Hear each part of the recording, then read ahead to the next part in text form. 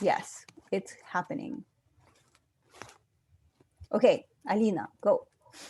So I'm normally based in New York. Currently, I'm in Miami Beach, Florida. It is very warm here. And my climate-related question, I guess I have one big question. I know that all your research is based around climate deniers, and my one big question is if you found a way to get people to change their mind effectively. Good question. Thank you.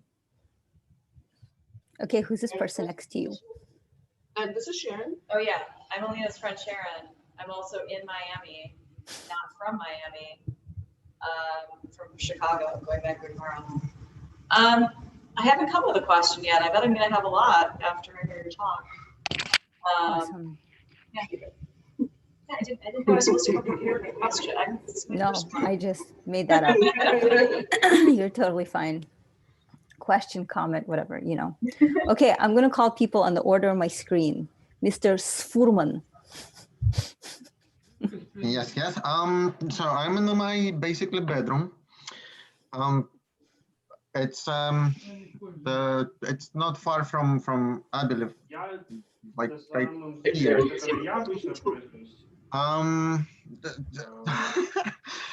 So what brought me basically Alina asked my question, and it's like, seriously, what is up with the people in power and people who can do stuff and just being freaking retards? So as far as that subject is concerned, so I don't know.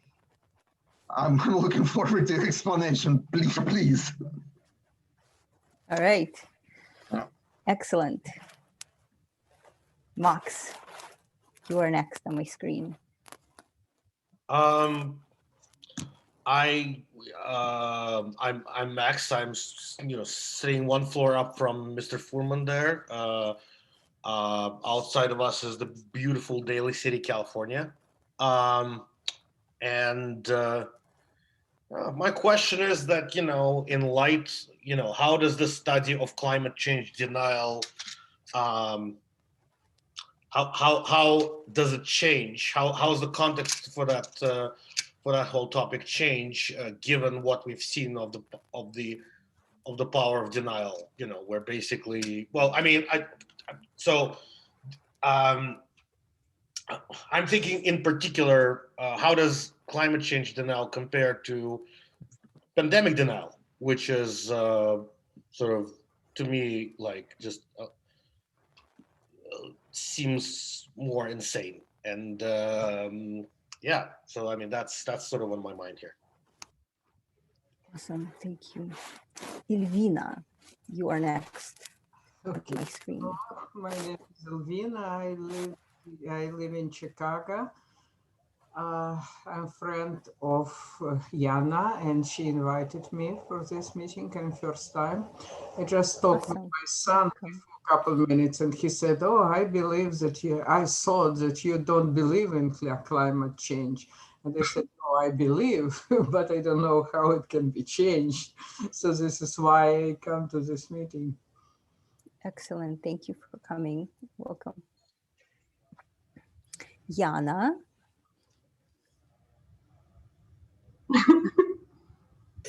Hello, I'm Yana. I'm Alina mom. Yay! Yeah. And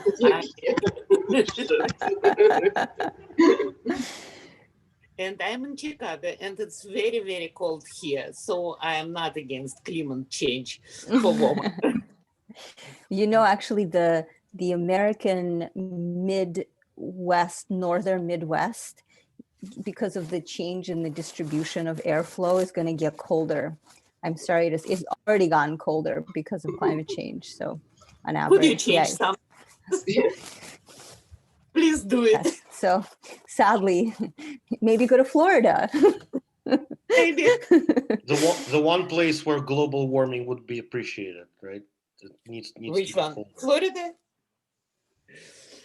I would think Chicago.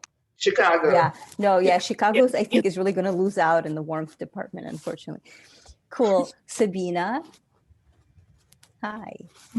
Hi, I'm Sabina. I'm in Belmont, which is a few minutes south of San Francisco. I don't have a specific question, but mostly all the questions that have been listed are generally on my mind. I guess climate change denial, and if people can't really directly observe facts, how do we get them to believe those facts are real? That's all. Yeah, that's a really good one. Yep. Thank you. Okay, next on my screen is Masha, who I can't see. I can only see your name. Okay. Unmute, Now please. I can't hear Unmute. you. You're on mute, Almost Masha. there. Okay. I was trying to hide myself, but didn't work. Sorry for making you guys show yourselves. Если я буду говорить по-русски, есть кто-то, Ради кто бога. понимает? Спасибо. Я в Калифорнии, Бэй-Эрия называется это. Я не живу здесь постоянно, и поэтому затрудняюсь называть в том числе и географические названия. Меня пригласил Макс, и больше я никого не знаю. А нет, я еще знаю. Прости, Славик, прости. Да, я еще знаю Славика. Вот, и поэтому я, значит, немножко волнуюсь и не знаю, что на самом деле меня особенно привело, но если все-таки формулировать, то, наверное, у меня нет хорошего отношения. Я даже не знаю, существует вот climate change или это все неправда. И вот, может быть, за тем, чтобы сформировать это хорошее отношение, я и пришла. Я, к сожалению, не уверена, что я смогу быть 100%, так сказать, присутствовать, потому что у меня есть параллельное дело, которое мне приходится делать. Спасибо. Спасибо. Okay, next on my screen is Dmitry, who used to be visible, but is no longer.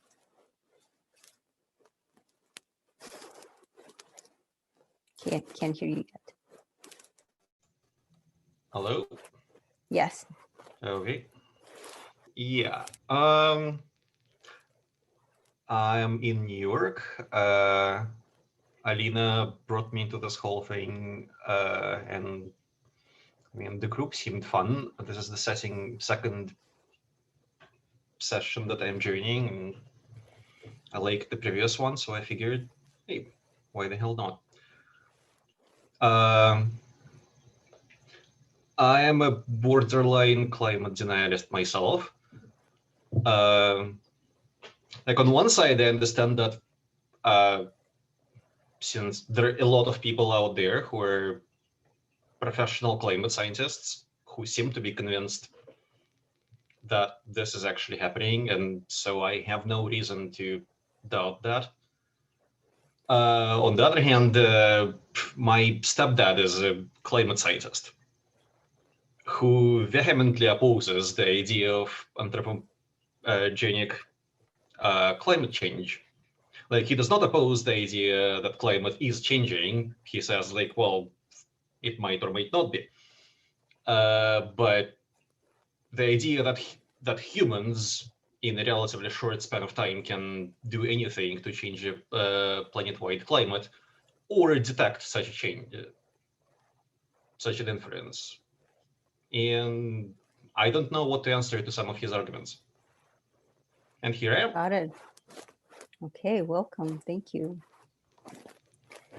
Excellent. All right, Alexei. 3 more. Alexei's got vodka or not? It's a question mark. Maybe we have no Alexei among us. Okay, let's skip Alexei. Anton. That would be me. So it's me, and my wife Tanya. There you guys are. Hey. We are in rural Ohio. It's cold and snowy. Like Dmitry, I also like the previous session, and I would like to hear more. No, I didn't come with specific questions, but I would like to understand. I do more. have a question, and I have not met any climate scientists who oppose the idea that climate change is happening or that it's anthropogenic. So I, not knowing much of that science firsthand, tend to believe their conclusions. And my question would be, what do we know, or is there anything that we know about climate change deniers that we can use to convince them to look at more facts and maybe stop being deniers? What is their, what are the major issues that they object to, and how do we know that? Great question. Thank you. All right, last but not least, I see Ariel.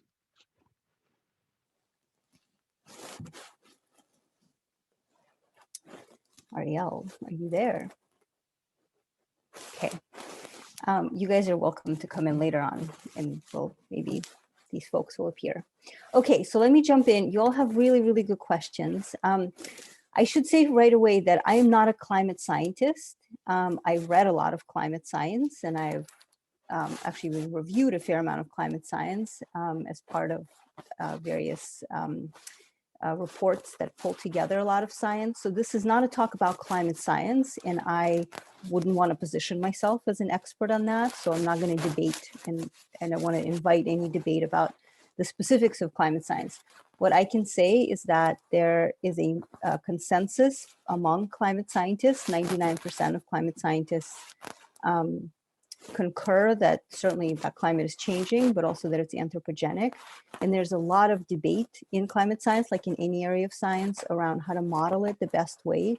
That's not unique to climate science. It's true of every area that draws together many different predictors and variables. So that's where most of the debate is. And if you read the literature, you could see that people, you know, have different sort of positions about what should and shouldn't be included and how it should be weighed in those models, et cetera. But there is no more sort of in-depth scientific debate because those issues have been resolved. There's a great deal of data available, both raw data, process data, model data, and all kinds of publications that is all publicly available. It's also synthesized into reports, like the IPCC is an international report that draws on research from pretty much every country that conducts research.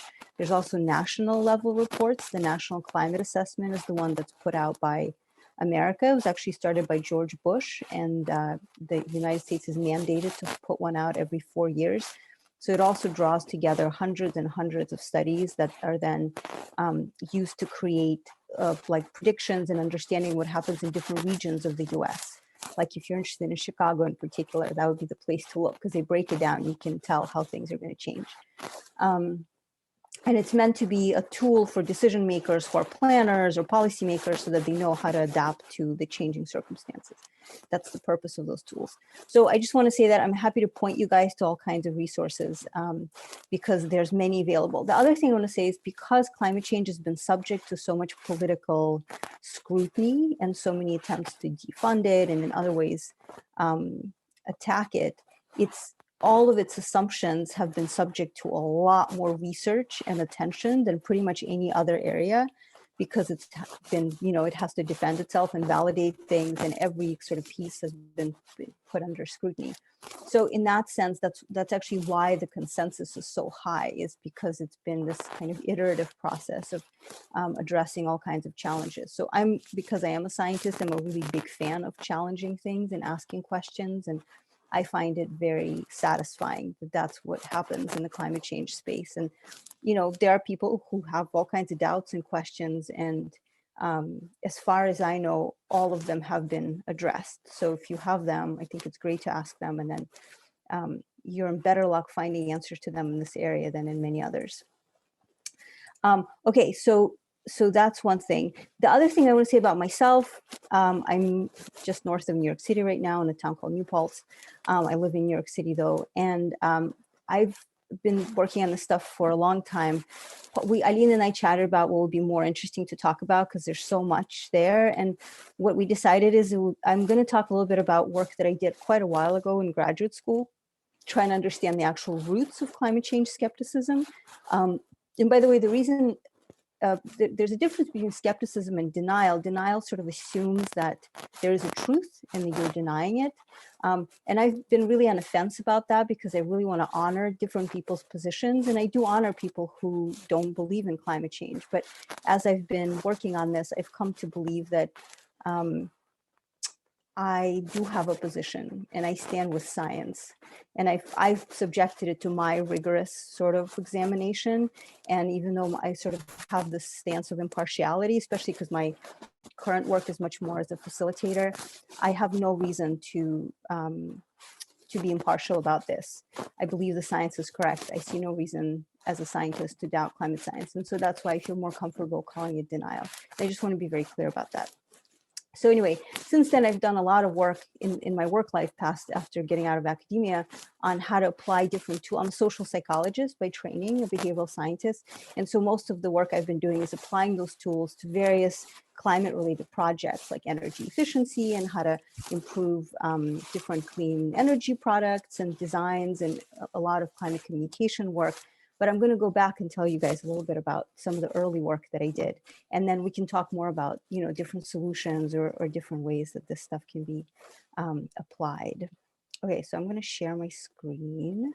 The other thing is I kind of want to invite you to jump in and ask me questions in the middle, but then we're never going to get to the end of my talk. I know this from experience. So maybe what we'll do is how about this? You're welcome to come in with questions, but I will cut it off at some point just so we can get through some of the material.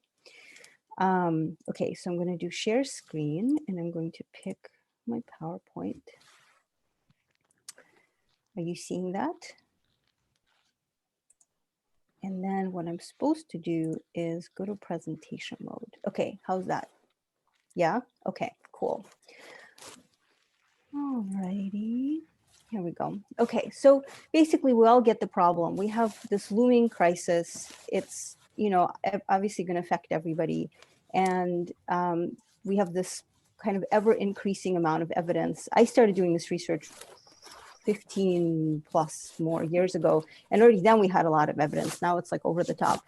And yet our responses to the threat have really been incommensurate to the information that we have, unlike many other areas of threat that we know about, like a lot of like health threats. The more we know about them, the more we do something about them. This has not been the case with climate change.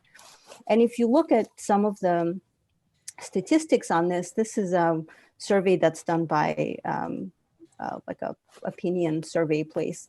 And what you can see is over the years, so this is a 10-year span and it keeps going actually even more pronounced. Over the past 3 years, there hasn't really been a change in opinion, like the top line, and this is broken down by ideology. So the question is whether people think that global warming, climate change is caused mostly by human activities. And what you see is it's not really changing with accumulating evidence, but rather it's just split up along ideological lines. So people aren't responding to information or fact or knowledge, they're responding to something else that has to do with their ideologies. So when I started doing this work, this was early on. America wasn't as polarized actually back then. Now we all know how we align, but the beginnings of it were already there. And so I really wanted to understand, you know, how can we explain this? Like people are really missing an opportunity to basically save our civilization. What is it that they're prioritizing? How come something else is more important for them? So, you know, if we look at what happens, scientists tend to talk about facts like impacts and models and causes and consequences and all of that. But when you look at people's reactions to things, almost never are people responding to fact. We'd like to think that, especially like if we work in an area that has to do with knowledge production or whatever. But in reality, when you study the actual nitty-gritty of how people interact with information or any sort of stimuli from their environment, people are responding to everything through a lens of their needs. So our health, our family and children, our economic well-being and jobs, safety and security, and then larger needs around country and system and ideology. So that's actually a kind of filter through which everything comes in, and how much, I'll talk more about that, and what actually comes in has everything to do with what our needs are. So in a way, what I'm suggesting is a shift from how we think about people as sort of rational information processors to actually motivated, motive-driven information processors, where we take things in based on what our needs are. And then the other layer of this, which is very relevant to climate change, is the layer of our identities and our ideologies. So we don't, the greatest, the most powerful human need is to belong. And that could take very different forms for people. It could be family, it could be groups in our work situations, it could be larger country, it could be ethnic group, it could be, you know, your art, whatever. But we have, this is who we are as humans. We are belongers, we are social creatures, and we will do a lot in order to maintain the safety of our belonging in that group and to have a good standing. And we can see many decisions that people make where they pay a cost personally in order to serve their group. So the most kind of striking one is when people go to war and die for their country. So that lens is really important to take into consideration when we think about people's opinions about anything at all. It's not really fact. It's how we're negotiating that fact as part of our attempts to be a member of a group, to be accepted, to be wanted and loved. The other thing I want to say is that I'm going to talk about psychological dynamics. This is what I'm an expert in, but all of them are taking place in the context of a well-funded, politically supported to undermine trust in climate science. It's motivated, and of course, to cast doubt on the fact that it's caused by humans. At this point, it's become almost impossible to deny that the climate is changing because the changes are so rapid and so extensive already. But there's still a lot of denial that it's caused by humans, and it's been a part of a very well-coordinated, well-funded effort that actually drew on the tobacco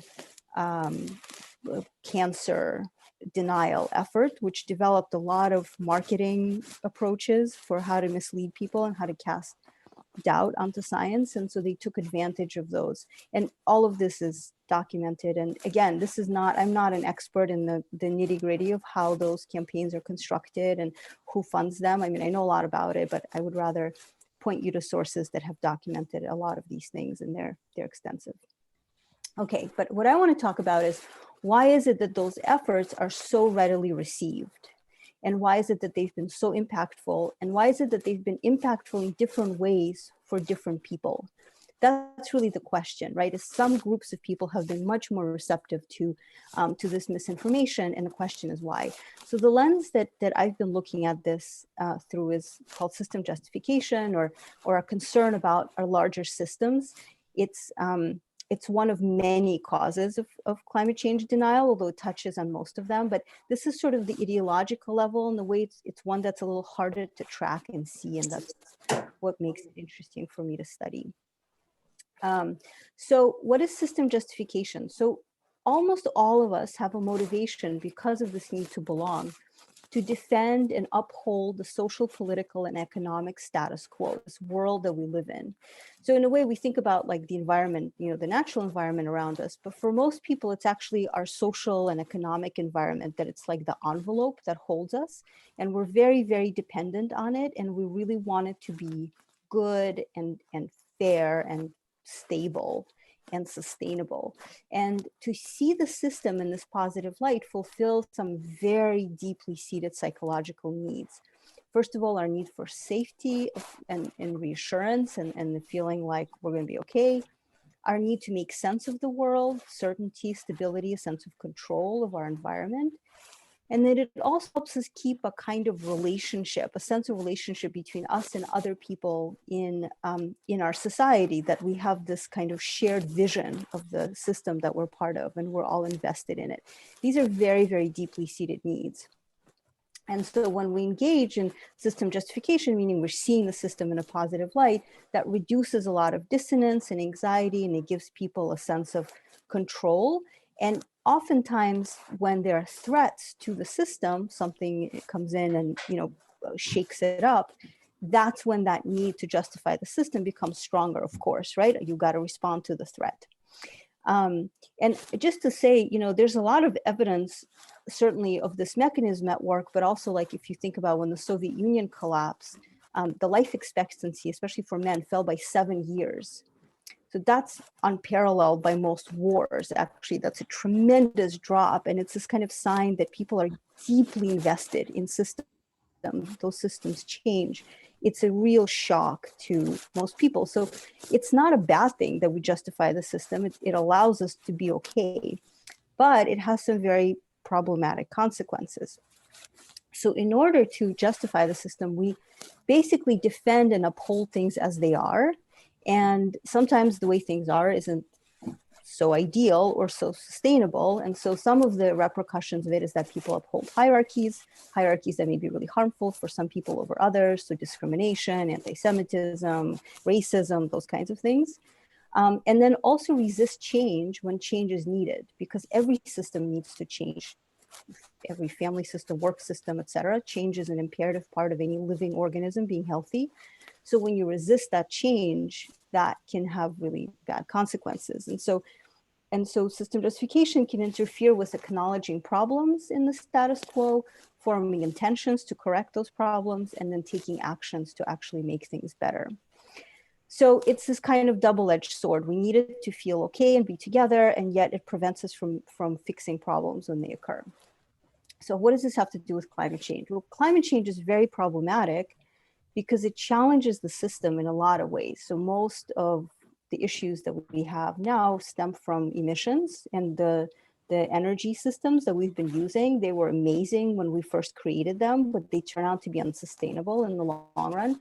And so we have to change them. We have to change our industrial practices, the way that we produce energy, use energy, dispose of it, and as well as all of our other resources. And then behind all of it is this idea of progress and development and consumption, all of which are unsustainable, and we are so deeply dependent on them, but we have to change them. At a social level, since the Enlightenment, we've had this idea of, well, really since Christianity, we've had this idea of humans dominating the natural world. And since the Enlightenment, the notion that technology and human ingenuity can solve all, which again has been true and amazing, but now we're learning its limits. And so it's time to evolve. And then, of course, at the governmental level, climate change points to the fact that our governments have failed us in that they haven't been able to protect us against the biggest threat that we're facing.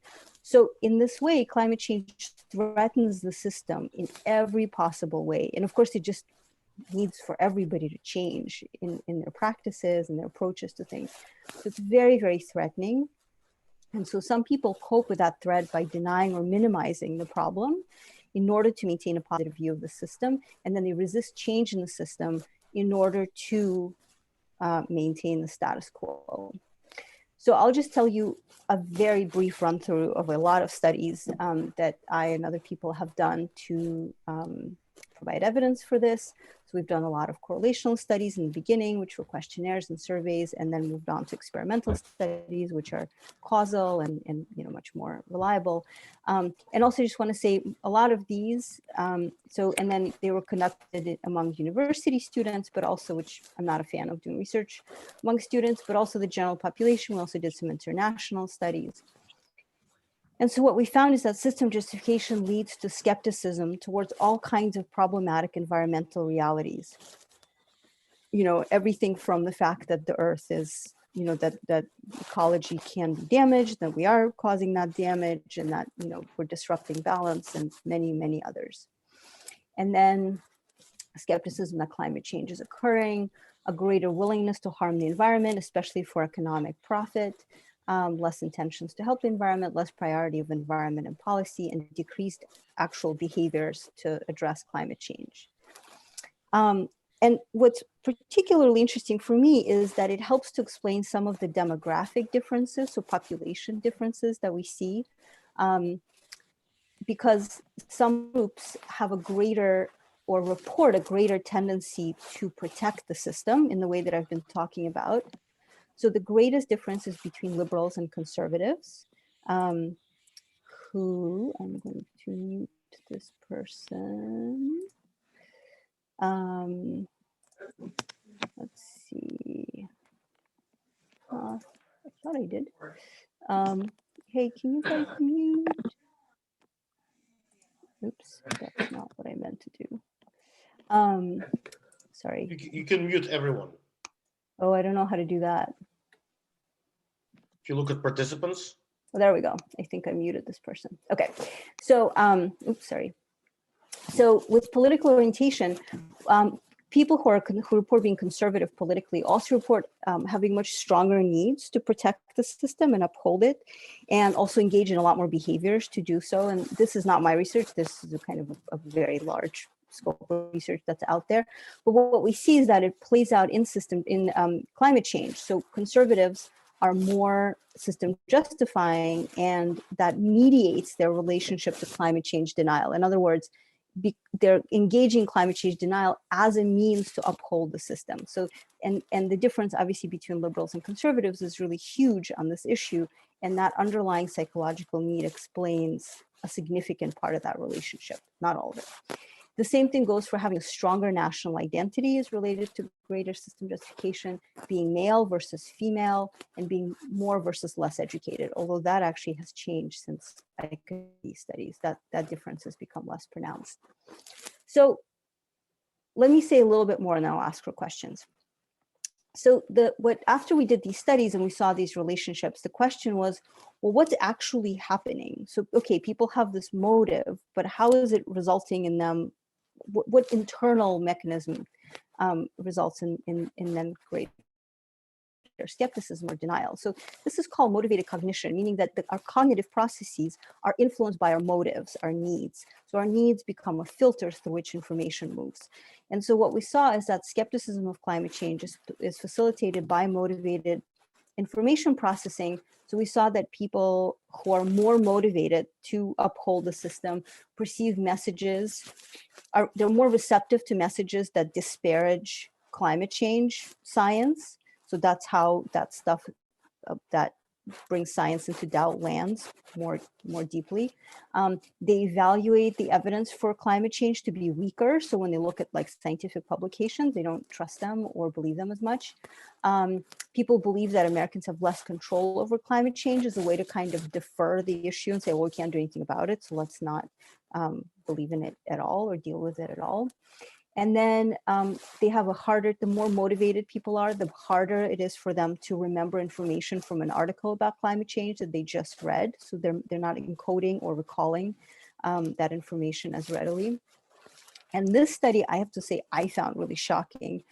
I ran it, but the findings were stronger than I expected. So people who were by one standard deviation more motivated to justify the system perceive the temperature during a heat wave as 7 degrees lower than people who were not motivated in that way. So actually their their body experience, which is very difficult, that's the most difficult to control consciously, was being affected by this process. And that difference mediated the relationship between system justification and their skepticism about climate change. So basically the stuff is really affecting us at a very deep level of processing. And then what's also important to note is that there's a lot of related research that shows basically the same thing. So there's this notion of a lot of other people have looked at political ideology because that's like the big mystery, especially in Western countries that divide and have shown the similar relationship. There's something called the cultural cognition thesis, which basically argues that people's beliefs about politically charged issues are not driven by knowledge, they're driven by their identities with groups. And what those researchers show is that the more people know, the more they're convinced of their positions, whether or not they believe or don't believe. So knowledge, unfortunately, just feeds into their beliefs rather than brings them out of those beliefs. Other constructs like belief in a just world, people who want to believe that everything is just and fair in the world, that victims cause their troubles, so they also tend to not believe in climate change as much. And then other personality level variables, like people who want to be more dominant, want their groups to be more dominant, are also more skeptical of climate change, and some others. So just to say that this is a broader kind of psychological story about how people respond to climate change. Okay, so this is moving more into solutions. So I'm going to pause for a second and I'm going to ask you guys, I'm going to stop sharing for a moment. I'm going to ask, more people have appeared. Ask you to ask me questions if you have any, and also to show yourselves if you can. So I have a question. So does this theory predict that people would be more susceptible to, or more inclined towards climate change denial when they are under stress? When I know stress is enormously broad, but like, you know, let's say that, you know, they have an unrelated source of threat to their livelihood. You know, they are you know, they've lost their job during a pandemic. Yeah, I got you. So typically people under stress tend to become more rigid and to have a need to hold on to something, you know, especially under threat, but most of the stressors you're describing are pretty threatening.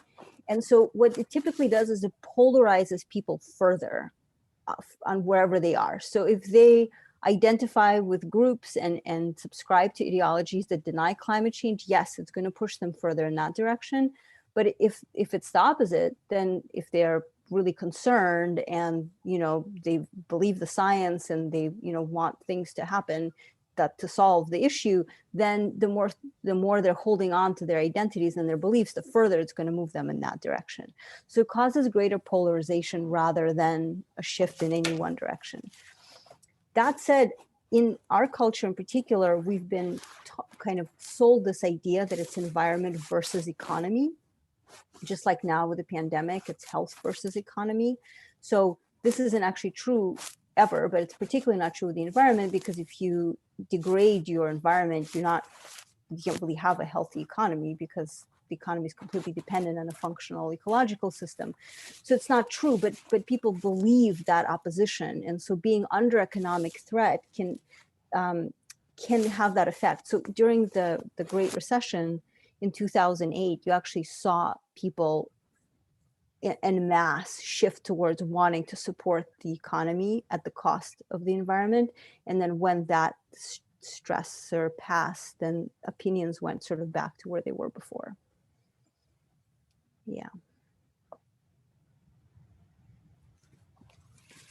Any other questions? I guess my question is whether you have any kind of an explanation why people are so resistant to believe in the climate change, especially on the right. Is there something threatening about it? Does it just go against everything they were ever taught? Like, why? Yeah, well, because I think people see an indictment of themselves and their society and the things that they believe in and their way of life, right? Because I think climate change shows that the way we've been going, we can't keep going. We have to make big changes. What's interesting is that the earlier we start making changes, the less sort of noticeable and intense they are, right? Because if you have 50 years to shift an energy system, that's a pretty reasonable amount of time. You know, you can develop a lot of technologies and do a lot of distribution, all that. If you have 10 years, which is what we have now, you're gonna have to make much more rapid and costly changes.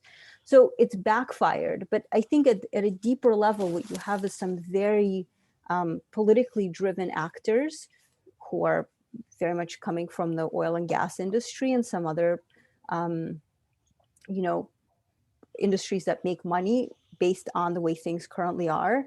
They don't want things to change, and so they put forward information that feeds into this need that people have to not see problems with the system and to not question it and to not there's just a lot of fear of change. Change is very difficult and it's very painful, especially when it's happening at a level that's like outside of our control and outside of our reach. So, but just going back to what you said, that, you know, that climate change is an indictment on, you know, on you know, sort of, you know, our society or capitalism or what have you. Is there a way to bring the point home about climate change without it being an indictment of anything? Yes, that is a very good question, and I will get to that later on, but I might as well just say it. What's been a real mystery about this, well, it's not a mystery from this perspective, but I think what's been surprising for people is the point we've come to now is there's a lot of people who are unwilling to admit the problem because they basically, at this point, it's become very difficult because things have become so polarized. It's now essentially a matter of your identity with your political party. And a lot of people will get outright attacked because they're not saying, oh, I believe these facts. They're saying, I'm going against you, my party, or you, my leaders. And so a lot of politicians have been, very harshly, Republican politicians, very harshly punished for, believing the science or accepting the science. And then people in their personal lives are really scared to go against the norms of their communities. And so it's become very difficult. And a lot of people will say that they don't believe in climate change. But when you ask them about solutions and whether they support solutions, they're very supportive, which is very interesting. And it's a question of how do people maintain that kind of, dissonance inside themselves is itself a really interesting question. But the more important practical implication is that even it's become an almost dead end thing to talk about the problem. And I think it's been a dead end thing from the beginning. We have had no other issue at a social scale that we have brought to the public to debate like this. We've only always brought solutions to the public, like the vaccine or whatever. And here suddenly we've put the problem. We didn't, but the people who wanted to doubt the science have sort of put it out for public debate. And people don't have the background to have a debate about an issue like this. I mean, it's just not feasible. And so instead, what it does is freaks people out, because when there's no solution being proposed, I mean, you feel terrible. Like, imagine you go to a doctor and the doctor's like, oh yeah, like this and this and this and this looks terrible. Okay, see you next year, right? Like, you're not going to go back to this doctor. You want the thing that you're going to do to deal with it, right? And so we spent a lot of years just telling people about the problem, which freaked them out. And of course, you got to take care of yourself. You got to, deal with that threat somehow. And so this is what we've ended up with. So the path now is through solutions, and it's also through norms. So typically, because of this deep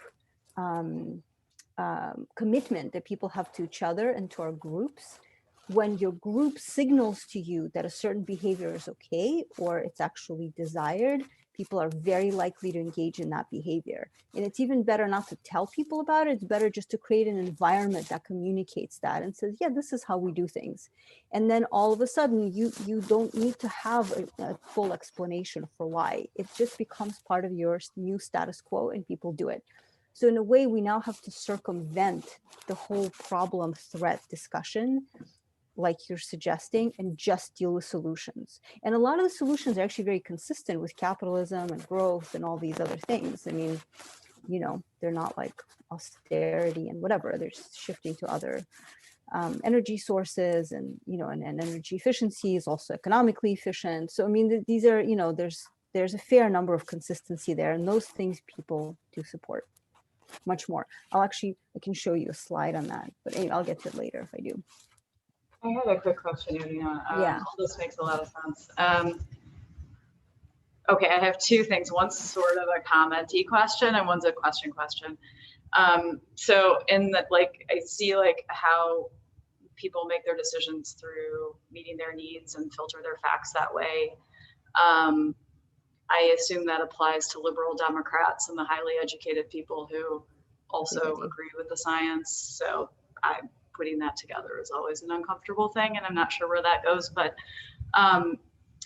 I'm wondering about fear, how much fear comes into this as well in denial. You didn't really talk about that so much, this is such a problem on such a massive scale, and it probably ties into you talking about solutions being the great way to approach the conversation. But this whole idea of, I think the term is meta objects, things too big to conceive. Right. And so you just shut down because there's no way to wrap your head around something so catastrophic.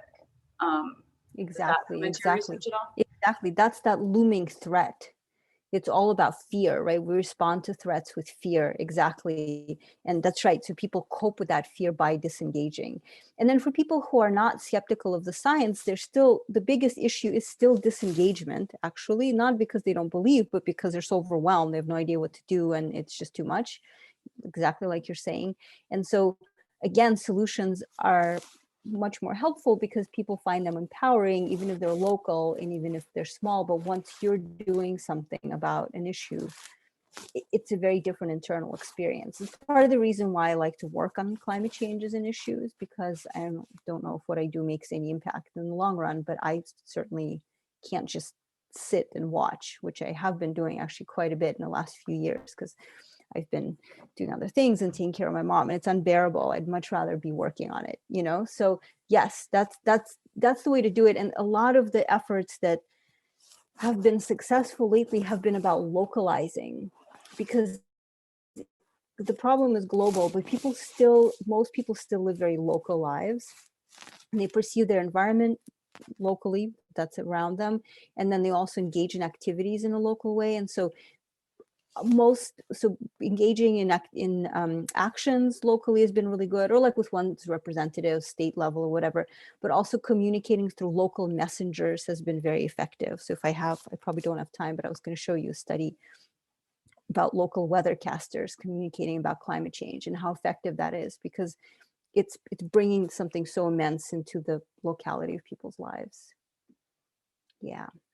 Okay, should I jump forward and share a little bit more stuff that I've done? Okay. I have a question actually. Yeah.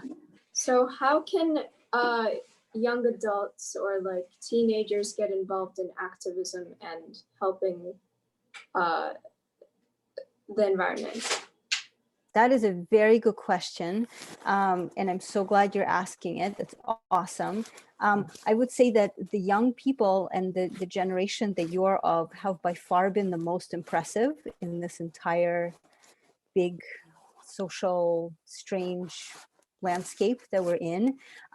There are wonderful social movements that are led by very young people who seem to be incredibly politically skillful, and who speak the truth. You know, there's been a real push for the truth among younger people, because there's been so much deception by older generations. And that's something I personally appreciate really, really deeply and have a deep admiration for.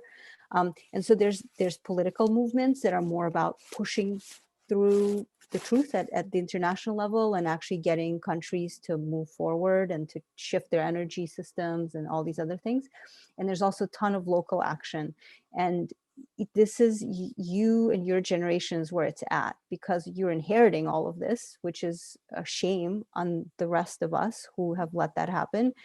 But also, I think as a community, as a generation, the young people that I've come across have the clearest vision about what's going on and are really not like, don't bend to the social norms coming from the prior generation. So I guess what I'm trying to say is there's a lot of good leaders in your generation, and there's a lot of really good efforts. And some of them are more about political action, and some of them are more about solutions and implementing. And there's also so many careers in this area. And of course, it's going to grow so much around energy and around creating new products and around education and communication, and also so much about adaptation and helping people cope psychologically with the change to a very new world as it's coming. You know, and part of the irony is we were so resistant to the change before that now with the impacts, climate change impacts, unfortunately, are already very extensive. I mean, so many of you guys live in California, and that's very clear, but it's actually happening pretty much everywhere. And it's very, very hard on people. And so now the change has come, and there's nothing we can do to stop it. And so there's a lot of really important work to be done around that. And I think part of the work that you guys are going to have to do is to take this. I think denial isn't very extensive among folks in your generation, because it's just so clear what's happening, and to take all of the feelings that people have about that, and all the fear and all the sense of like, oh my God, and to channel that into action and into making things better, because there's still a lot of room for making things better. And definitely my hope is with you all, younger ones. And anyway, we can also talk later, and I can help find stuff that's happening more locally where you are. Yeah. That'd be cool. Thank you. Yeah, I'd love to do that. Thanks for coming to the talk. Okay, I'm going to jump back into this thing. Share. Is that where I was? Nope, I was here. Okay, so what can be done? There's a lot that can be done. And Yes, oh, there we go. Okay, so some of what I've done has been based on that research that I shared with you. So the goal there was to try to work with that link that people make between protecting systems and resisting change, and to reverse that association and to say, okay, in order to protect our systems, we actually have to address this problem, is the truth. I mean, the system's going to collapse unless we do that. And so to reframe pro-environmental or climate-oriented solution change as a way to uphold the status quo, not in exactly in the form that it's in, but at its core, at its root, the fact that we have a society and, you know, our families can keep going, et cetera. So that it's about protecting the system rather than challenging the system. So in a way, it's an attempt to harness system justification motivation rather than work against it, right? And for me, it's like a very meaningful thing. Like, that is why I work on this stuff, because I do actually want to protect the system. And it's just so painful for me that it's been used against people and against this, against action. So this is an example of a bunch of different studies, but even giving people a very, very brief 2-sentence thing that says being pro-environmental allows us to protect and preserve the American way of life. It is patriotic to conserve the country's natural resources. So working on patriotism. Reverse the negative effect of system justification. And so the more system justifying people were, the more they actually increased their intentions to help the environment and actually engaged in more actions. So in that case, they signed more petitions. And I'm just showing this to show that it was a really striking kind of interaction where for people who were, this is this green line here. So the higher they were in system justification, the more they wanted to do something about the problem. So in other words, we aligned their needs with action, and that was helpful. Okay, I'm going to skip this and say, oh, and there's a lot of examples of politicians using this. Obama was really keen on making those connections, talking about investment in clean energy as reducing our dependence on foreign oil, making the United States more secure, transforming our industries, being an international leader. So kind of making that connection rather than the disparity. Pope Francis has, you know, been kind of the champion of working on climate change for his community. There's been efforts to draw on patriotism. This is taken from World War II posters and kind of brought into the modern age. The idea of energy independence, which is a very political issue, being consonant with clean energy. So that's that. But I want to tell you about one study, if we can just take a little bit of extra time, which we did in the real world, so to speak, to the extent that social media is the real world. So I worked for a while at an organization called Climate Central, which runs a program called Climate Matters, which is a set of trainings and communication tools for TV weathercasters who, you know, broadcast to their local audiences. And what's interesting is they are typically, for many people, the only scientists that those people ever see, other than their doctor, to the extent that can be thought of as a scientist. Although most TV mets are actually not meteorologists, they're like former sportscasters and stuff, and they actually, as a result, don't know very much about science or climate change, which is why the training was so helpful. And so this program had been running for a while, and we studied how they were then, and we would provide them weekly materials that were localized to them that helped them understand how climate change is playing out in their communities. So we'd done a lot of tracking of their online communication, of their on-air communication. We hadn't really looked online. And so I did a project looking on their Twitter, use of our materials on Twitter and how their followers responded. And what's cool about this is we have people from all over the country from very different ideological orientations who are not signing up to participate in a study. These are sort of just folks out there. So we wanted to see how and when do people respond to messages about climate change from these weathercasters. And this idea of relevance to our needs, does that make climate messages more appealing? So we had almost 2.5 local Mets from all over the country, and we looked at 8.5 million tweets that were collected over about a period of 1.5 years. This was actually quite a while ago. And we looked at how much the messages were retweeted. So we looked at keywords to identify whether they were talking about weather in general or climate change messages, as well as everything else that they talk about, sports and hot dogs and stuff, all of which got tossed. And what we saw is that climate change tweets received greater engagement than weather-only tweets, which was really interesting for us to see. We didn't know. We thought maybe people actually dismissed them. And what was particularly interesting is that the more frequently weathercasters talked about climate change, the more, like over time, the more frequently their messages were tweeted. So in a way, they were kind of building a conversation, it seemed like, with their followers. And then we looked to see, okay, well, when do people respond more to these messages? And what about when they're linked to severe weather events? So we looked at, using a database from NOAA of many severe weather events. What we saw is that while an event is occurring in that area, people don't want to retweet. They're not interested in climate change. But the discussion of that severe weather event, either locations, led to much greater response to climate change messages. So again, people are interested in this stuff because it was explaining their reality to them, not because it was some abstract fact. And then most interestingly for me, we looked at the connection between climate change and relevance to people's lives or various topics that may be interesting for them. So we looked at perceived risk, at potential damage or damage that has already occurred, to economics of various kinds, to health implications, and to these systemic ideological aspects. And what we saw is that for all of them, there was an increased interest, increased retweeting of messages when the climate change messages were also about something that people care about compared to just talking about climate change.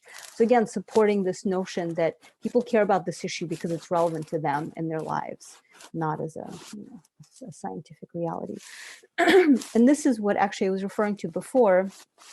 You don't have to make your way through all of it, but what's interesting is that what this shows is that people who are lower, or relatively low on believing the problem of climate change are actually surprisingly high in support for solutions. So 3 out of 4 Trump voters, this was under the Trump administration, support action to accelerate development and use of clean energy, which is very surprising because they're like at like 21% or something acceptance of anthropogenic climate change. And then similarly, there's support. So if you look at the red bars here, Republicans, about 2/3 or more Republicans support more research into renewable energy sources such as solar and wind, tax rebates for distributed solar, and then even regulation of carbon dioxide. So it's lower, but it's like more than 50%, which is much higher than acceptance of climate change. So this is a really important piece of information that that has shaped a lot of what we do now. So the conclusions. Responses to climate messaging are driven by underlying needs and motives, and climate communication, as well as other outreach and engagement efforts, are more likely to receive acceptance if they're relevant to people's needs to protect themselves, their families, and society, if they prioritize upholding what people identify with in their groups. If we're careful about how much negative information and threat and fear we feed to people, if we focus on solutions because that's empowering and gives people a sense of efficacy. And what I was saying before, if we communicate norms, our group norms around action, because we so want to align with our groups, that's actually going to be the most persuasive thing for us, much more than, information or other means of persuasion that we typically use. And then this is my absolute proof of global warming. All right. So, okay, wait a minute, there we go. Awesome. We're a little over time, but if you guys want to stick around, I'm happy to discuss and hear your thoughts and questions and all. So if we were to take the lesson of this of the research that you talked about to the extreme, would it be basically saying that we could get a lot more people to do the right thing if we just circumvent the language of climate change entirely, or just develop like a new way of talking about it? I think you get more people to do the right thing by doing the right thing. I think that's the bottom line. is Well, that, look, but that's not psychological insight, right? That's but that's not more what about, we, but that's not what we've been doing. right. Think But I about think the amount of effort we've put into talking about it instead of doing, you know? Instead of doing, I think what Max is no, saying, but that's look, no, but seriously, I just want to see if I understand your point. And Well, you're right. So That is you also are- the reality, and that is also the reality on the ground. So there's many places where you absolutely cannot talk about climate change. The door is closed. right. So, and you think that there is a way to make the sort of the actionable message kind of bring it home, right? Without somehow just like circumventing this, like is that what you're talking about? Are you talking about developing a different language or a different conceptual framework with which to send that message? Yes. So, I mean, I think one of the goals of my research was to understand what's going on, right? And I've talked to, like, you know, people who are in the field who at first were really appalled by the reaction, they were getting. Like, if you looked at like conservation biologists versus conservation ecologists, they were getting like totally different responses while trying to work with communities. And, you know, so part of it was trying to understand why the pushback and what's happening for people. And then once you know what's happening for people, I mean, what you do depends on what kind of work you're doing. So if you're creating like large scale communication, that's one thing. If you're going into communities, that's another thing. So like right now I work with some state government people who really go and talk to communities. And yeah, they don't talk about climate change because that's really conflictual for people, and it's just not going to go anywhere. And they know that from practice, not from me, obviously, but that's just the reality in the ground. So I think, yes, my argument is you have to know who you're talking to, and you have to know the lens through which they're receiving that information, and you have to work with that. There's not really an alternative, you know. And I think there are communities with which you should not be having a conversation about the problem of climate change, because it's been so polarized and so ideologized that that's all you're going to be talking about. Right. And right, yeah, I think that's true. And but what I'm saying is, which is, I'm not being facetious, I think in so many situations, change has happened because in some ways change began for economic reasons or whatever, because it just was occurring naturally. And then people align to it, right? And so, you know, like if you think about like behavioral economics, it has that as their ethos. You don't tell people things, you create an environment that directs their behavior towards certain actions rather than others, right? So this is a very common idea, actually, and I do believe that in a lot of cases that is really important here. But the other thing is, I think people appreciate when they get support making sense of what's happening around them, which is what we saw with these weathercasters, that people are noticing changes, and the more they interact with their natural environment and depend on it, the more they notice those changes. I mean, like, so for a while I worked in the Senate and I partly covered an agriculture portfolio, and every single person who came to my office, and they were almost entirely Republican, this was for the state of Colorado, was extremely aware of how much their natural environment was changing and how much they needed, you know, investment in drought resistant crops and all kinds of stuff. And no, I didn't talk to them about climate change, but we've had some very in-depth conversations about adaptation. I'm not saying that's ideal, but I'm just saying that is the reality on the ground. The question of whether it's real has become a question of politics, and the question of solutions somewhat less so. Some solutions, because they're closer to regulation, are also really problematic, and some solutions, because they're more about development and investment and growth, are less so. That's what I've seen. Do I advocate for that? I mean, I don't know. It's more just a practical reality. Does that make sense? That's satisfying. Yep. Cool. Can I ask about what is you mentioned the other kind of campaigns, like about you know, smoking and cancer, for example, or there was also the ozone, like there are all sorts of like issues like that. I mean, what is the lesson from those? I mean, obviously we did the right thing eventually. Is it because it somehow affected less people at the end? I mean, like the choice there were certain industries that were affected by it, but it wasn't Yeah. connected to people's identities enough to make it was easier to fight in that sense?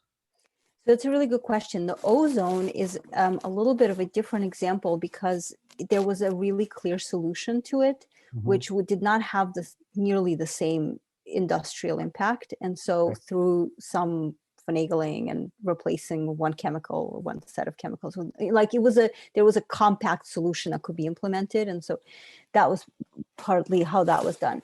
Smoking is a more apt comparison in this case because it was far more complex, and it took a really long time, and it cost a lot of lives. But eventually, first of all, the science skepticism was done away with, and there was legal action. It was really solved through legal action in a lot of ways. Okay, so wait, but there was, I mean, couldn't you have argued? That's what I'm trying to understand, because smoking was really a part of people's identity, right? Right. It was considered super cool. I mean, so you could have made the same argument that it's a certain lifestyle. Yeah, of course, the "don't tread on me" crowd would kind of say the same that they're saying about. So how is it that they were able to, in some ways, that what you're saying is that it wasn't really solved through democratic channels, right? It wasn't solved by convincing people. It was solved through some legal means from above. No, is that what you're saying? Yeah. Well, so also, I'm not a total expert on this. So, I mean, I'm just telling you some things that I know about it. So there were some really key legal decisions. There was also the fact that the health community got behind it. And but if you think about it, I mean, even so I'd say maybe 15 years ago, there was still a full-blown active campaign to try to get people to quit smoking. And that was, I don't know, 30 years after the change. And then you had the no smoking in bars sort of thing was happening about 20 years ago. So that's also action at the local level that was kind of setting up barriers for people to engage with it. It took a really long time. And we're talking about one behavior. Right. And one industry that was making money off of it versus this huge systemic thing. It was a really slow process. I mean, and it's not over. It's just shifted into vaping now, right? But there's still huge profit. Okay, maybe I should then kind of ask a sort of a follow-up, since it makes me think of this. So, I mean, you were very much sort of phrasing the problem again in terms of a democratic situation, like if we can only convince more people.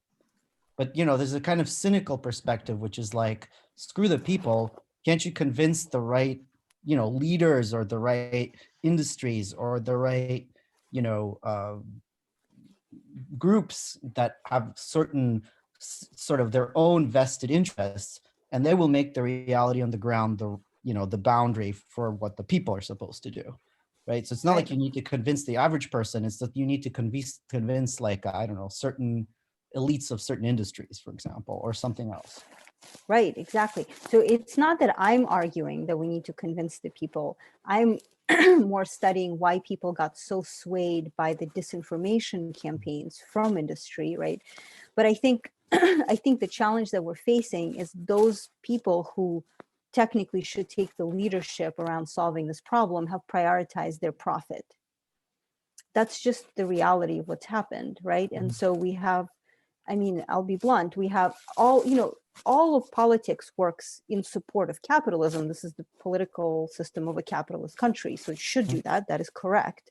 But the problem is we have one party that's aligned with the profit of a particular sector of, right? And so if they were not, then they would come out and say, all right, next problem to deal with, look, our plan is going to burn up. Okay, how can we do this? How can we if they weren't working in service of an industry, they would say, okay, how can we transition this so America stays the richest, stays the most technologically advanced, makes the most money off of this, costs the least lives, right? So you're consistent with capitalist values and growth and well-being while also protecting people's lives. That's not what we've done. We've had instead a political party that aligned with lies, right?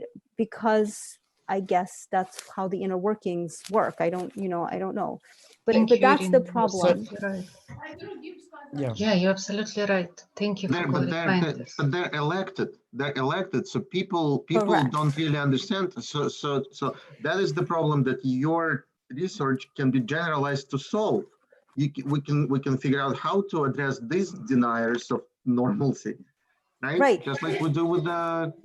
So how do we generalize your solution? Yeah, I mean, I to think that problem? It needs requires research in itself, right? Right. I think the hope was that people would say, now, wait a second, my health and my children and the fact that my children should have a future and the fact that, like I don't want a country that's falling behind China technologically, whatever. I want a party that does that. Like I want to do well. You know what I mean? That was the hope, that people will come out and say that, hey, you're not actually representing me very well in my interests.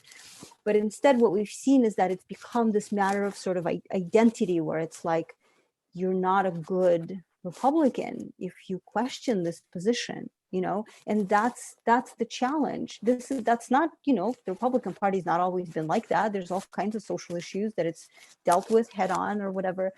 So yeah, that's the dilemma. And you're right. Of course, it's better if it comes. The problem is it should have never been handed to people. These people should not be solving this problem. That's why we have a government. This is a true commons dilemma for which we have a government, so that it can figure out how to distribute the resources and how to invest in the solution. I mean, that is precisely what government was put in place for.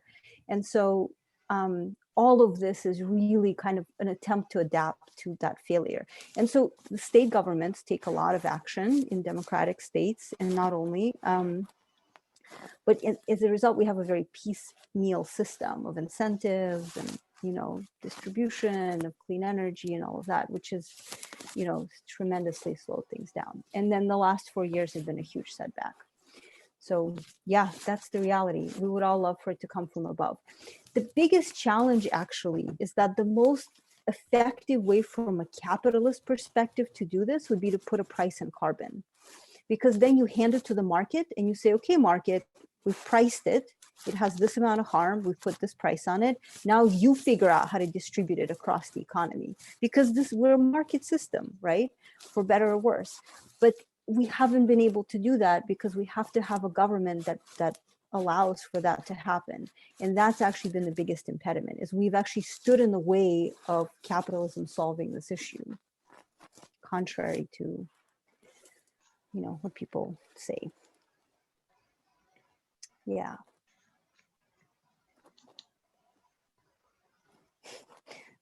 Slavik, were you saying something? And that's where we are, basically. And that's where we are, yeah. Ну что, educated нужно людей. Ira, thank you very much. I'm gonna have to jump off, but really enjoyed your talk. Thank you very much for taking. Thank you for coming. Yay! Thank you for your questions. Yeah. There was something So else we need to somebody convince asked for. China to do something about this, and when they build their Sputnik, then everyone will be jealous, and then we can convince the US. Yeah, China has actually, most solar panels are produced in China. So America developed the technologies, and we've developed a lot of really cool technologies around storage also and stuff. But then we just didn't invest in actually making them. And so all that stuff got sent to China, and China is now the absolutely #1 producer and now developer of solar energy. Which is, I think, a real shame for America, because we did have the technology first. And so, yeah, and then also China has such direct health costs because they're still so coal dependent, right? Like all those images of people wearing masks all the time. So they have a lot of that double incentive, like the link between climate change and health. And so they have to update a lot of their energy production, which they have. I mean, they definitely produce more clean energy than any country in the world. So what? They still produce more dirty energy too. So why is it that but it's still not at the level that it's very noticeable? Like, I don't know, what would be the Sputnik moment? Like the moment that you see that China is so ahead. Like, I mean, is it when they make a car Good that question. drives like for 5 times the, I don't know, what is it? Like something has to happen, so it's obvious to anyone that we're like super behind. I don't know what it is. It's an interesting question. I mean, China's really been demonized in the US because it's been used as the reason why we shouldn't do anything until China does something. What's the point of us doing anything? Even though China does a lot. So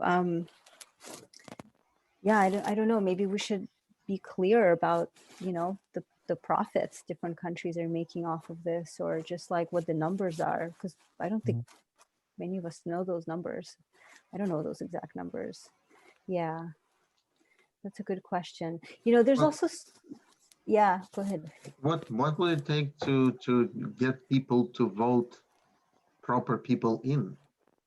Because you need the decision makers who and right now we have decision makers that are they're just not gonna, even if they are with you, they're not gonna vote that way.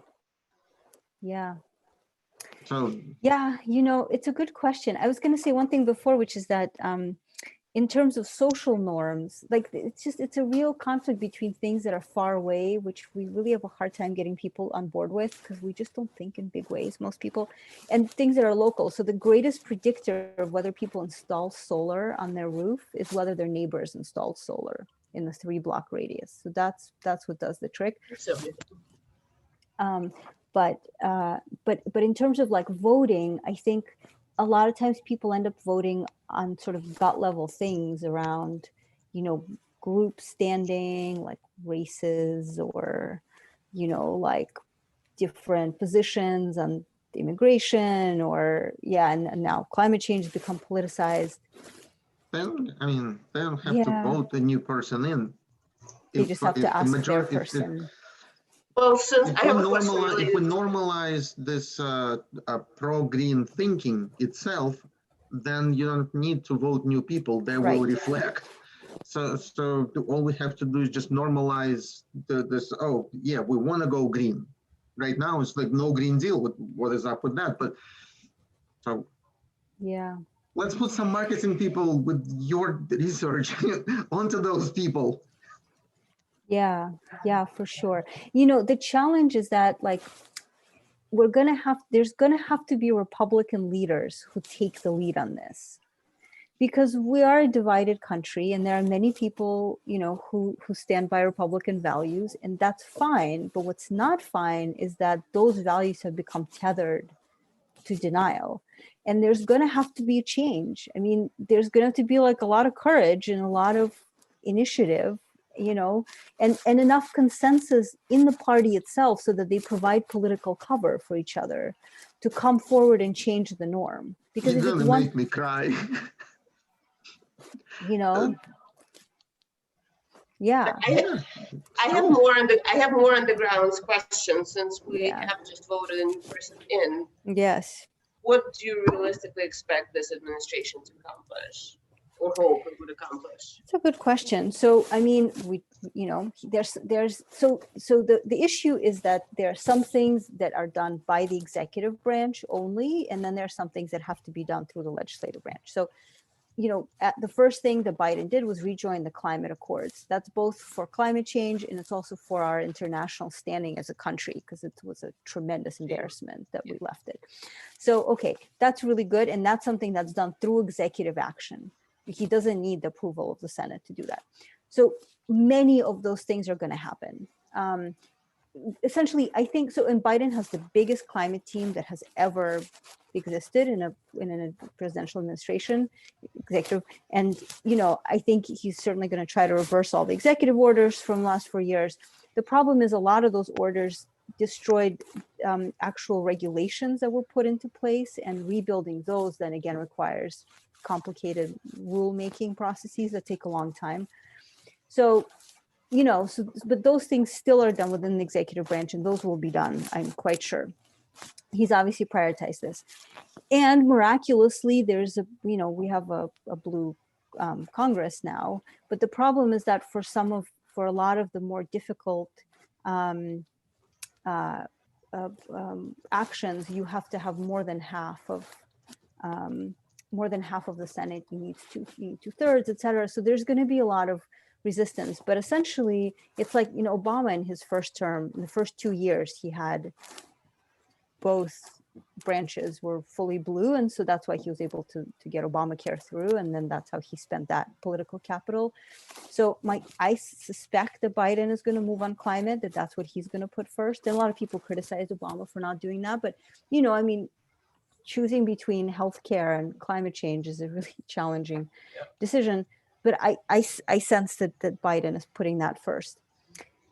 Again, to have a national cost price on carbon, that would be a true accomplishment in a way that could not be undone by subsequent administrations, and basically to set up a system where we, through the market, incentivize the shift to renewables. I think that would be, because all we've had so far is incentives. And I think what people, there's an argument that is made on the right that renewable, all energy sources should sort of compete on the market, and if they can't compete, they shouldn't be there, which is to some extent legitimate. It's not true of new technologies. We always sponsor new anything. Nothing survives by itself without sponsorship. But what's also unclear to people is that we put $37 billion into supporting oil and gas every year, even though it's not a new technology anymore for over 100 years, but those incentives haven't gone away. If we put that much incentives into renewables, we'd have a very different landscape. So those things are legislatively controlled, and they're written in very, very deep ways. And it's probably impossible to undo those, but for the most part, but to at least equal the playing field so that renewables are funded fully, and also that the market, we can start basically put a price on carbon. That would be a really big thing. And just to say, there's huge coalitions of all kinds of businesses, totally right-leaning people, et cetera, who are so invested in making this happen. This is not like just a liberal sort of idea. This particular thing, the price on carbon, is quite popular with a very ideologically diverse group of people, because it's not regulation. It doesn't circumvent the market. So that has a fairly good chance of possibly succeeding. Yeah. Thank you. I think you're also getting some questions in the chat. Okay, let's see. Oh, there's a lot of stuff in the chat. Okay. Oh, thank you. Awesome. Great.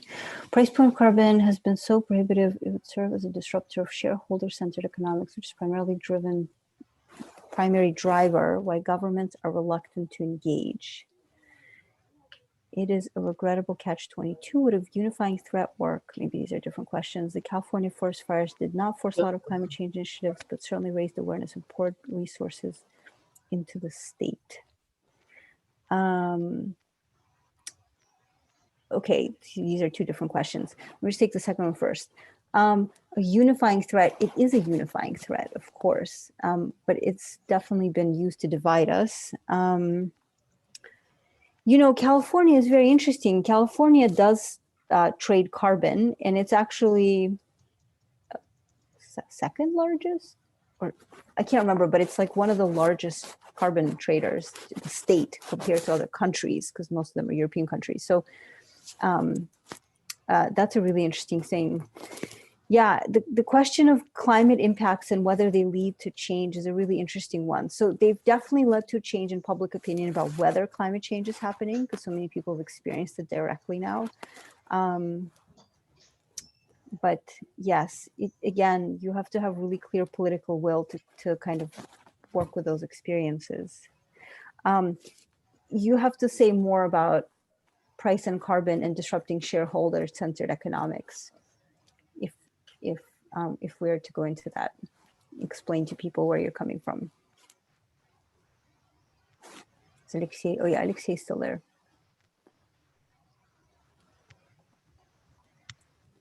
I'm happy to talk about it, but I think you'd have to say more about what exactly the concern is.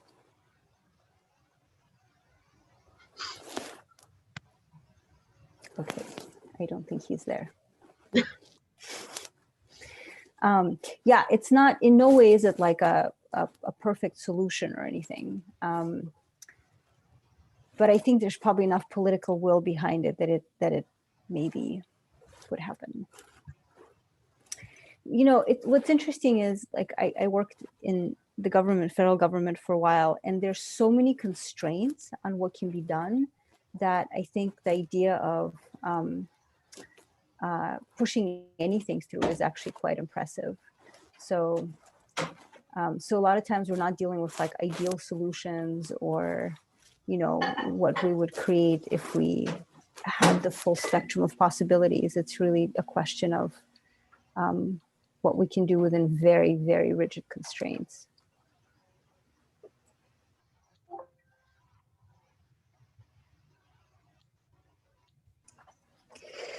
Yeah. All right, guys, I see it's 9:30 over here, so 6:30 in your lands. What do you think? More stuff to talk about? I have one last question, I guess. Yeah, so it go for sounds it. like what you're saying overwhelmingly is that we should just focus on the solution and not try to change people's mind. Is that a fair takeaway?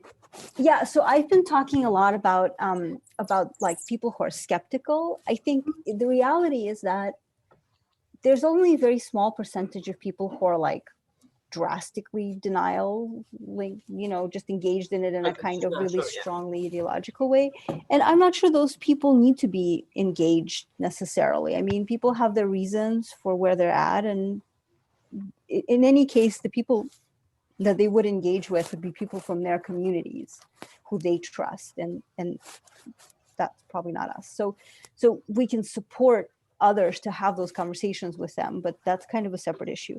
Most people are in the middle. They either are sort of confused and sort of skeptical and aren't sure where they stand, and they're getting a lot of mixed information, or they do accept the science, but they have no idea what to do and they feel totally overwhelmed. And so I think it is important to engage people. It's just, and it's important to know who you're talking to. So if the challenge is that they're, you know, they've never talked to anybody personally about this, they've just been getting a lot of media stuff, then maybe having a conversation is actually a wonderful thing to do, and to hear out their side and to share your side and to have openness and have human contact about this. Because, you know, relationship is so important. In the end, that's what people really care about, and that's where we get so much of our information, and that's kind of when we absorb things more readily, is through real dialogue. So in those situations, it may be very helpful. And then I think for people who aren't skeptical, but they're just like freaked out or overwhelmed or taken aback by all of it, for those people, it's much more about, you know, helping connect them to action, or hearing out where they're at, or, you know, doing other things that are, again, that meet their needs. You know, I mean, I think the thing to do is to figure out first and foremost where people are coming from. In no way do I mean to, this, what I'm saying is really not at all an argument against conversation and dialogue. And actually, I hope that did not come across. I actually think conversation and dialogue is incredibly important. And the more personal contact we have, the more we can really help people embrace whatever is going on, you know? And so I think I, in all cases, would advocate for personal connection and dialogue. What I don't necessarily advocate for is sending one directional communication in some mass information manner about problems without giving people solutions and without understanding who you're talking to. You know, I think that would be the message. But yay for conversations, and yay for difficult conversations too. It's just that they're not only about climate change, they're about us and where we're coming from and what we're struggling with and who we identify with. I think that's the bottom line. This issue isn't just this issue. It's become about all of us, like our identities, our place in society, you know, like the people who we consider to be like us and not like us, you know. It's like, it's become about our humanity, interestingly. And so I think if we can have those conversations, yay. And we need to have more of them. And anyway, like this whole, you know, we're a country divided. I think the way that we reconnect is like kind of one conversation at a time. And the more we could talk to each other, the better. Agreed. Yeah. Yeah, absolutely. Yeah. hard to scale up, but which is why yay for you creating this place for all of us to talk. Yeah, yay for you talking to us. It's been a fascinating conversation, and we're so happy to learn more about your work. My pleasure. My pleasure. My work has evolved since those times because I worked in a lot of settings with like a lot of stakeholders and all kinds of diversity. It's evolved to I'm spending more and more time working as a conflict facilitator, and a trainer. Yeah, Actually, what is that? Being in more direct contact with people. So what's a conflict facilitator? That's the next talk. Fair enough. But it's essentially somebody who works with individuals or groups in times of transition and change and challenge, and uses that challenge as a doorway into understanding, into growth. Same ethos as here, like here we are in this big social conflict, basically let's understand what's underneath it, but doing that with people real time around their stuff, whatever it is. And I work mostly with environmental organizations, helping them. So you're not going out to the red states to support them in their time of need right now? To what? To where? To the red states right now to support them. You know, I'd love to. Yeah, I would love to. I mean, it's going to be it's going to be a hard transition. I would also, I mean, I'm in kind of very early stages working as a facilitator, but what I would love to do is to work inside of organizations that, you know, for whom it's a really big identity shift, oil and gas companies or other, you know, others that are very heavily invested in those industries, because I honor how hard this change is. I don't honor not doing it. I think it's people's responsibility to do this hard stuff, but I think it's really, really difficult. And yeah, I'd love to support it. Totally. Yeah, nobody's offered yet. Maybe one day they'll start reaching out. Who knows? Yeah, no, and I know actually a lot of those corporations have, you know, facilitators or like organizational development people who support organizational change and stuff. Yeah, that for me, the reason I started facilitation is because I felt like it's kind of the missing piece, because we do so much one directional communicating, and then we also do a lot of like research and knowledge production.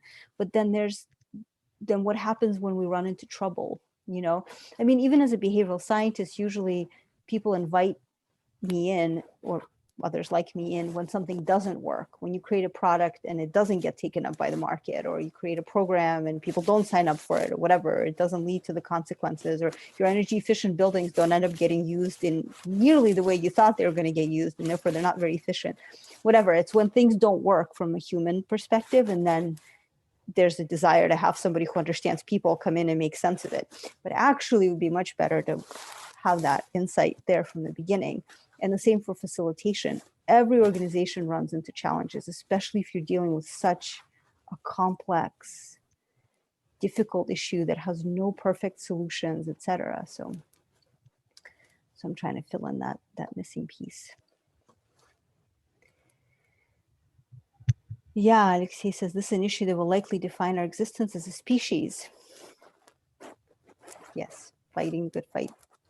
Thank you. Awesome.